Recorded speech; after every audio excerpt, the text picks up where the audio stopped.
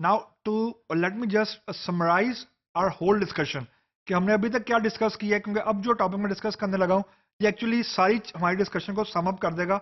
अभी तक हमने देखा है कि एंटिटी क्या चीज होती है, एट्रीब्यूट क्या चीज होता है, रिलेशनशिप क्या चीज होता है। तो ये तीन कॉन्सेप्ट हमने अभी समझे हैं। अब जो हमारा गोल था ईआरडी के अंदर वो ये था कि हमने ईआरडी क्रिएट करनी है एक्चुअली। तो अब मैं आपको वो सीक्वेंशियल स्टेप बना आपको बताने लगा हूं जिन स्टेप्स को अगर हम फॉलो, जो हम आने वाले जो हमारे टॉपिक्स हैं उनमें जब ये फॉलो करेंगे तो जब ये स्टेप्स खत्म हो जाएंगे तो हमारी हमारी ईआरडी बन जाएगी। तो अब ये स्टेप्स अगेन डॉक्यूमेंटेड नहीं है, this is again the reflection of the best practice, virtue of an experience. लोगों ने कर करके देखा है, मैंने खुद कर करके देखा है। तो ये बेसिकली बेस्ट प्रैक्टिसेस हैं, यूं कह लें गाइडलाइंस हैं। अगर ये गाइडलाइन हम फॉलो करेंगे तो we will have an the first iteration या फर्स्ट वर्जन ऑफ ईआरडी। तो सबसे पहला स्टेप ये कि हमने गिवन सिनेरियो के अंदर ये सारी की सारी डिस्कशन, सारी की सारी बातें हम लोग कर रहे हैं विद द एजम्पशन कि हमारे पास एक रिक्वायरमेंट डॉक्यूमेंट आया हुआ है जिसके अंदर हमें पता है कि हमारे सिस्टम की बाउंड्री क्या है। This is assumption. तो मैं एजम्पशन यहां पे नहीं लिख रहा। एजम्पशन ये है कि हमारे सिस्टम की रिक्वायरमेंट पता है, डॉक्यूमेंटेड वे में पता है, and we know what are you going to target. उस गिवन सिनेरियो के अंदर हमारा स्टेप नंबर 1 ये है कि हमने एंटिटीज को आइडेंटिफाई करना है। Step number 1। अब एंटिटीज को आइडेंटिफाई करने से मुराद ये है कि गिवन सिनेरियो को आपने फुली एग्जॉस्ट करना है, and you have to make sure कि you don't skip any entity, at least those entities जो कि नाउन्स हैं, प्लेस हैं, नेम ऑफ अ पर्सन है, नेम ऑफ एनीथिंग है, जिसके बारे में आप कुछ स्टोर कर सकते हैं। जब यहां पे आप 80-20 रूल लगाएंगे, 80-20 रूल से मुराद ये है कि फर्स्ट आइटरेशन में you will be able to identify at least 80% of the entities. लेकिन मसला वहां पे ये आता है जब आपने ट्रांजैक्शनल एंटिटीज को आइडेंटिफाई करना है, मतलब जो रिलेशंस होते हैं। मैंने आपको बताया अभी थोड़ी देर पहले कि रिलेशंस भी एक्चुअली एंटिटीज का इंटरेक्शन है, और रिलेशंस भी एक्चुअली एंटिटीज में रिजल्ट करते हैं। यानी टू मेक श्योर कि एक रिलेशनशिप सही बना हुआ है यू नीड अनदर एंटिटी। तो और वो 15-20% किसी भी सिनेरियो में होती हैं। तो फर्स्ट आइटरेशन में आपको you should be able to identify those entities जो कि noun, name, place of a thing, name of a thing, name of a place, name of a person हैं। तो that's a step number 1।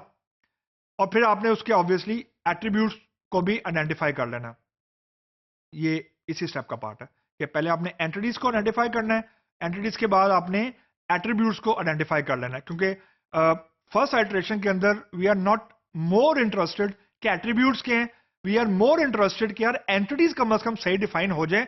Attributes हम लोग first version में skip भी कर सकते हैं। तो इसलिए मैंने यहां पे भी एट्रीब्यूट्स को लिखा नहीं है, लेकिन एट्रीब्यूट्स भी हम आइडेंटिफाई करते हैं। अगर फर्स्ट वर्जन में एट्रीब्यूट्स नहीं भी होंगे इट डजंट मैटर। अगला जो की स्टेप है कि आपने एंटिटीज को आइडेंटिफाई कर लिया पूरे सिस्टम के अंदर, अब आपने इंटरेक्शंस को आइडेंटिफाई करना है बिटवीन डिफरेंट एंटिटीज। इससे मुराद ये है बेसिकली कि आपने ये मेक श्योर करना है कि गिवन रिक्वायरमेंट के अंदर जॉन जॉन से इंटरेक्शन पॉसिबल हैं वो स्किप ना हो। अगर एंटिटी ए ने एंटिटी बी से बात करनी है, you need to find out them and you need to represent it. अगर एंटिटी ए ने एंटिटी बी से भी बात करनी है, एंटिटी ए ने एंटिटी सी से भी बात करनी है, एंटिटी ए ने एंटिटी डी से भी बात करनी है, then you should be able to establish them, identify them and then represent them.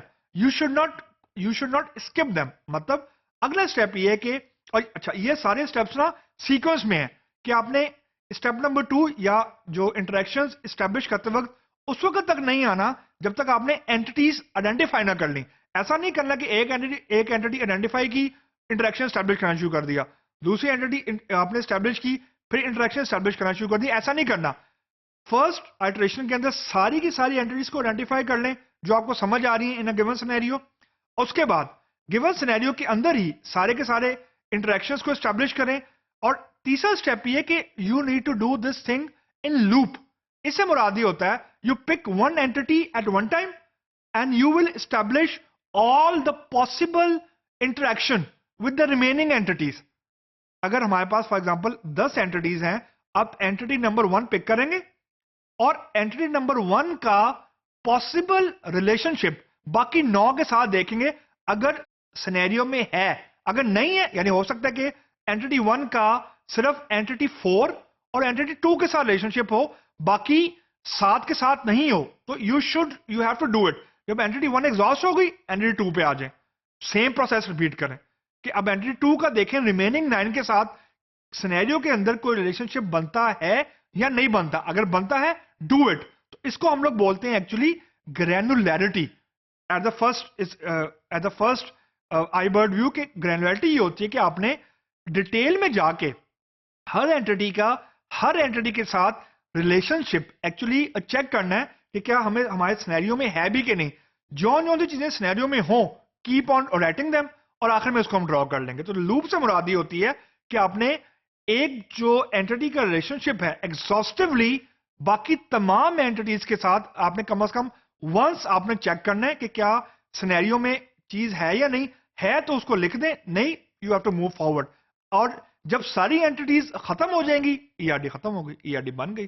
तो at the end of the day जब आपने ये प्रोसेस हर एंटिटी के साथ रिपीट कर दिया, आपने कहा सारी एंटिटीज खत्म हो गई हैं, हर एंटिटी का मैंने पॉसिबल रिलेशनशिप चेक कर लिया है with other entities, then at the end of this process ERD create हो गई and you are done with the first working version या first draft version of entity relationship diagram। ये हमारा अभी का गोल था।